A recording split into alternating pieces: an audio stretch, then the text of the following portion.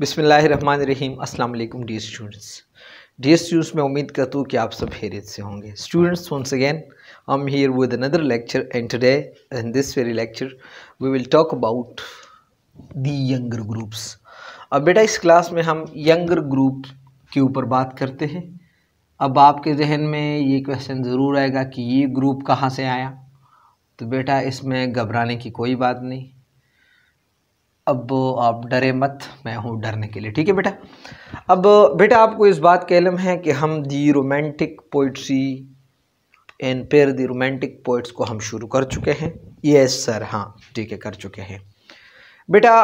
फिर जब हम रोमांटिक पोइट्स को डिस्कस करते थे तो हमने ये फ़ैसला किया कि उसको ऐसा डिस्कस करना बहुत ज़्यादा मुश्किल है। तो आप सब लोग मौजूद थे कि हमने ये फ़ैसला किया कि सर ऐसा करते हैं, इनको 3 ग्रुप्स में डिवाइड करते हैं।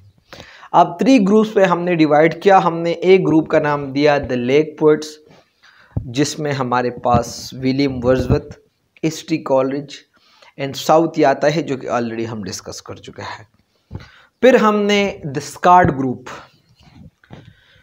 जिसमें हमारे पास सर वॉल्टर स्कॉट आता है, और इसमें हमारे पास थॉमस कैम्पबेल आता है एंड थॉमस मोरी आता है, जो ऑलरेडी हम डिस्कस कर चुके हैं। अब ये थर्ड ग्रुप है द यंगर ग्रुप, जिसमें हमारे पास आता है बायरन, शेले एंड कीट्स। तो अब इस ग्रुप के बारे में हम जर्नल पढ़ते हैं। फिर हर एक के ऊपर, यानी बायरन के ऊपर हम अलग लेक्चर अपलोड करेंगे, शेले के ऊपर अलग एंड कीट्स के ऊपर अलग। मेरे ख्याल में अब आप लिंक हो गए होंगे कि आज इस क्लास में हम क्या चीज़ डिस्कस करने वाले हैं। यस सर, ठीक है, अब बात श्योर है बेटा। आपको इस बात का इल्म है, जब मैं आपको the second group the Scott group discuss कर रहा था तो मैं आपको ये ज़रूर बोला कि बेटा ये एज अ ब्रिज काम करता है। उनका ज़्यादा कंट्रीब्यूशन रोमांटिक पोइट्री के साथ नहीं है, लेकिन जो हमारे पास जो फर्स्ट ग्रुप है दी लेक पोइट्स उसका, और जो हमारे पास यंगर ग्रुप है आज वाला, ये इन दोनों ग्रुप्स के दरमियान एक ब्रिज का काम करते हैं, जो दोनों ग्रुप्स का बहुत बड़ा कंट्रीब्यूशन है रोमांटिक पोइट्री के साथ। और रोमांटिक पोइट्री इन 2 ग्रुप्स की वजह से याद किया जाता है, द यंगर ग्रुप, और ये मैं कह सकता हूँ द ओल्डर ग्रुप, और दी आप you can say the lake poets. तो बेटा अब मैं चंद पॉइंट्स लिख चुका हूँ, ये हम डिस्कस करते हैं। They represented the second flowering of the romanticism.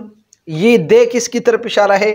Byron, शेले and Keats की तरफ इशारा है कि सेकंड फ्लावरिंग का मतलब मजीद जो वर्ड्सवर्थ, कॉलरिज एंड साउथी से रहा ना, तो बायरन, शेले एंड कीट्स ने इसको आगे लेके चला।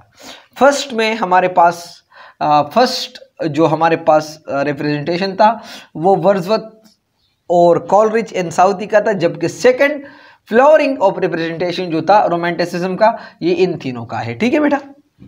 अब ये द यंगर ग्रुप जो हम बात करते हैं, ये कई तरीके से ये एंडेबिट है। एंडेबिट का मतलब एहसानमंद है, मकरूस है ऑफ द ओल्डर ग्रुप। याद रखिएगा, जब हम ओल्डर ग्रुप का बात करते हैं तो आप ये ना भूलें कि द लेक पोइट की बात हो रही है। द लेक पोइट्स, उनकी बात हो रही है, जो फर्स्ट ग्रुप है।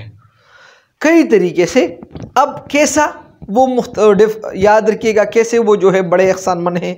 ये वाला लोग जो है उन पहले लोगों का, यानी ये 3 पोइट जो है बायरन, शेले एंड कीट जो है वर्ड्सवर्थ, कॉलरिज एंड साउथी का, किस तरह वो चंद चीज़ लाया, उसके ऊपर थोड़ा सा वर्क की, और उसके लिए काम बस तैयार छोड़ा कि आप मज़ीद काम करना शुरू करें इसके ऊपर। मतलब ये है कि उसने एक चीज़ को ये मैं कह सकता हूँ कि उसने एक चीज़ को इन्वेंट की, ईजाद की, और वो चीज़ उसने उसके सामने रखा कि भाई इसके आगे आप इसके ऊपर काम करना शुरू। तो मतलब ये है कि इन तीनों के लिए, बायरन, शेले एंड कीट के लिए एक चीज़ पहले से तैयार हुआ था, अब उसकी सिर्फ वो पॉलिश करना है या उसको आगे लेके जाना है। और भी कई तरीके से, या जिस तरह जो है हमारे पास वो जो है रिवोल्यूशन जो था, जो रिवोल्यूशनरी पोइट जो हम वो या रिवोल्यूशनरी आइडियाज़, तो वो कौन थे? वो एस.टी. कॉलरिज जो है उसने वो लाया, फिर उसके लिए वो छोड़ा कि आप रिवोल्यूशनरी पोइट जो है या पोइट्री के ऊपर आप मज़ीद काम करना शुरू करें। तो ये लाया किसने? ईस्ट कॉलेज ने लाया और छोड़ा किसके लिए? इनके लिए। तो इस तरह जो है वो कई तरीके से वो क्या है, वो इसके एहसानमंद हैं।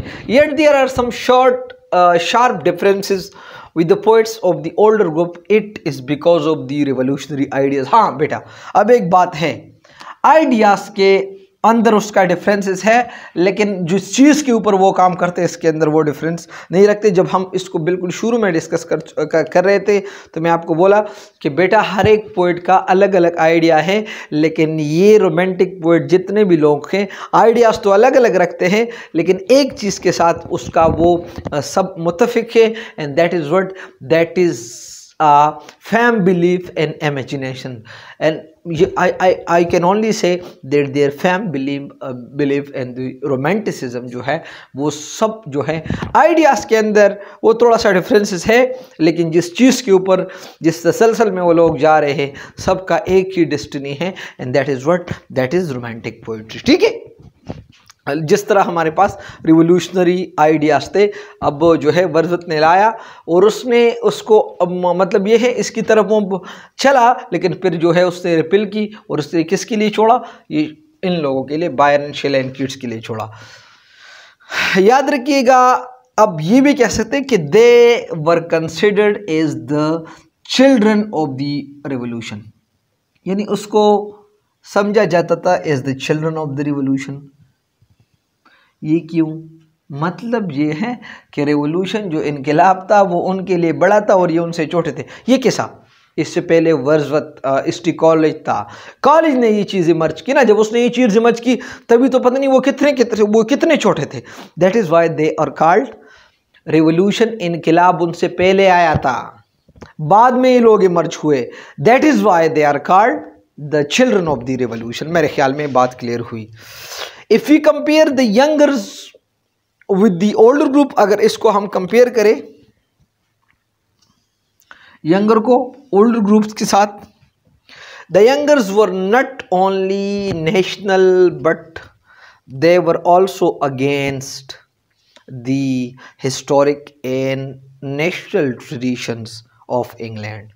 बेटा आपको अगर याद है, अगर इसकी हम आइडियाज़ का कंपैरिजन करें तो वो ना सिर्फ नेशनल पोइट रहे, बल्कि इंग्लैंड के जो हिस्ट्रीज हैं या जो उसके साथ वो जो है उसका जो ट्रेडिशन है वो सब उनके मतलब ये है वो ये लोग जो है वो उनके खिलाफ थे, इंग्लैंड के ट्रेडिशन के खिलाफ थे। आपको इस बात का इल्म है कि कैसा? मैं शुरू में आपको ये लेक्चर में मैं आपको बता चुका था कि शेले एंड बायरन ने वो उसने बगावत की और वो इटली चले गए। कैसा उसने बगावत की? इंग्लैंड के अंदर जो है ये बात हुई कि हम जो है वो हम इनकलाब नहीं लाएंगे, हम रिवोल्यूशन नहीं लाएंगे। तभी जो फ्रेंच रिवोल्यूशन चल रहा था उस दौरान जो है वो उसने बोला कि पहले जैसे इंग्लैंड था बस उसी जैसे इंग्लैंड हमें चाहिए। उसने बोला कि नहीं, हम जो है हम सोसाइटी में कुछ अमेंडमेंट करते हैं, हम कुछ रिवोल्यूशन लाएंगे, और ये रिवोल्यूशन थ्रू पोइट्री। अब पूरा इंग्लैंड एक तरफ और बायरन एंड शेले दूसरे तरफ, जब अब कन्फ्लिक्ट में हो रहा है तो उसने की वो एग्जाइल हुए, वो इटली चले गए। मेरे ख्याल में बात अब क्लियर हुई। तो ये लोग जो है ऑलरेडी जो है वो इंग्लैंड के साथ और इंग्लैंड के ट्रेडिशन के साथ वो मुत्तफिक नहीं थे।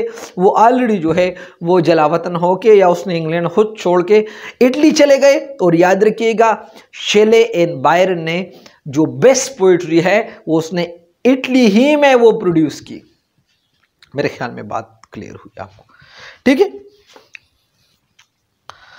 As Byron and Shelley left England and produced their best poetry in England and की अब जो है अब कीट तो रहा, कीट का तो हमने नहीं बात की। अब बेटा याद रखिएगा, कीट जो था ना वो ज़्यादा इंटरेस्टेड था ग्रीक मिथोलॉजी में। He was more interested in Greek mythology than his life around him।